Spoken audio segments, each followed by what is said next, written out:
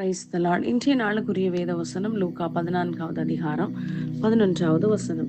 தன்னைத்தான் உயர்த்துகிறவன் எவனும் தாழ்த்தப்படுவான், தன்னைத்தான் தாழ்த்துகிறவன் உயர்த்தப்படுவான். அன்புக்குரியவர்களே, இந்த அருமையான காலை வேளையிலும் அருமைநாதர் இயேசு கிறிஸ்துவின் இனிய நாமத்தில் உங்களை வாழ்த்துகிறேன். கர்த்தர் இந்த நல்ல வசனத்திற்காக நன்றி செலுத்துவோம். பாருங்கள், நம்முடைய வாழ்க்கையிலே கர்த்தர் எதிர்பார்க்கிறது தாழ்மை. நாம் தாழ்மைப்படும் போது அவர் நம்மை உயர்த்துகிற தேவனாய் இருக்கிறார். நம்முடைய வாழ்க்கையிலே ஏதோ ஒரு இடத்திலே ஏதோ ஒரு காரியத்தை குறித்து நாம் மேட்டிமையான இருதயத்தோடு இருந்து கொண்டிருக்கிறோமா, இன்றைக்கு உடையப்படுவோம். நாம் உடையப்பட்டால் மாத்திரமே அவர் நம்மை உருவாக்க முடியும். அவருக்கு விருப்பமுள்ள பாத்திரமாய் நாம் மாற்றப்பட வேண்டுமானால் நாம் இன்றைக்கு உடையப்பட வேண்டும். நம்முடைய வாழ்க்கையிலே எதை குறித்து மேட்டிமையான இருதயத்தோடு அமர்ந்திருக்கிறோம் என்று பார்க்க வேண்டும்.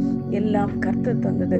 தாவீது சொல்லுகிறான், நீ தந்ததில் ஒரு பகுதியை மாத்திரம் நாம் உம்முடைய கையிலிருந்து வாங்கி உமக்கு நாங்கள் தருகிறோம், அல்லாமல் எங்களுடைய பிரயாசங்கள் ஒன்றும் அல்ல என்று. பாருங்கள், அவ்வளோ பெரிய தாவீது ராஜா எல்லா நேரத்திலும் தன்னைத்தான் கர்த்தருக்கு முன்பதாக தாழ்த்தினான்.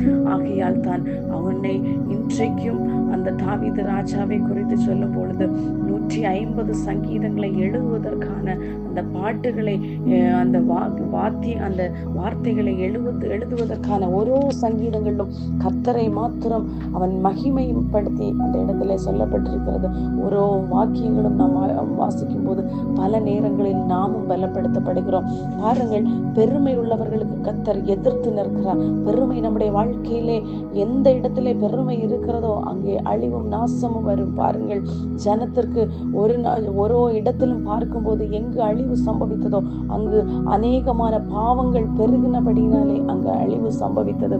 ஆகையால் இந்த நாட்களிலே நம்முடைய வாழ்க்கையில எங்கேயாவது பெருமையோ எங்கேயாவது மேட்டிமையான இருதயமோ இருக்குமா, கர்த்தரை மாத்திரம் நோக்கி பார்ப்போம். பாருங்கள், சிலுவை பரியந்தமும் தன்னை தாழ்த்தின பிதாவுக்கு முன்பதாக பிதாவின் சித்தம் செய்த கர்த்தருடைய அன்பை மாத்திரம் பாருங்கள். இந்த உலகத்தில் ஒருவேளை ஆகாமியம் இல்லை என்றால் அகந்தையாய் வாழ்கிறவர்கள் கர்த்தருடைய வேதத்தை அறியாதிருக்கிறார்கள். ஆனால் கர்த்தருடைய வேதத்தை வாசித்த நீங்களும் நானும் என்னுடைய வாழ்க்கையிலும் உங்களுடைய வாழ்க்கையிலும் ஒரு நாளும் நமக்கு வேற்றுமையான இருதயம் இருக்கக்கூடாது. எப்போதும் ஆண்டவருக்கு முன்பதாக, ஆண்டவரே எனக்கு அந்த தாழ்மை உள்ள சுபாவத்தை தாருங்க, என்னை தாழ்மைப்படுகிறேன் ஆண்டவரே, உடைய சமூகத்தில் என்னை தாழ்த்துகிறேன் ஆண்டவரே, என்னை நீங்க மாத்திரம் உயர்த்த வேண்டும். காரணம், ஒரு மனிதன் உங்களை உயர்த்த முடியாது. கர்த்தர் மாத்திரமே உங்களை உயர்த்தவும் அவர் மேட்டிமை உள்ளவரை தாழ்த்துகிறவர்.